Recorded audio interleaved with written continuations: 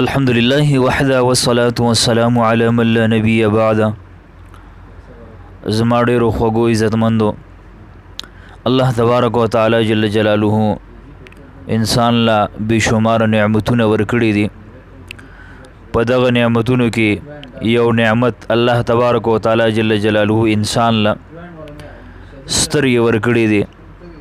د دغه سترګو نعمت که د انسان نه لاړ شي، خراب شي، بې د انسان د ډیرو نعمتونو د کتو نه، د هغې نه د لذت او د خوند اخیستو نه محرومه پاتې شي.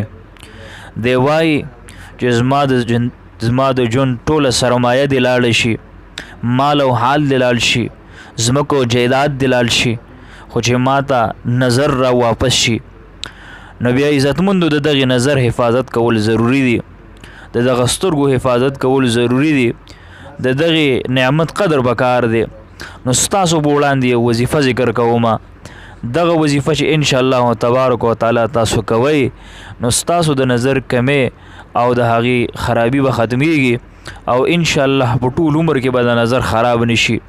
نو ځان سره یاد ساتئ، روزانه چې کله منځو کې فرض، نو د فرض مون نه پس یا نور لفظ 11 ځله ووایه، په دغه ګوتو باندې دم کا او دغه ګوتې په مزه باندې او په قلاره باندې په دې سترګو د پاسه راخ کا.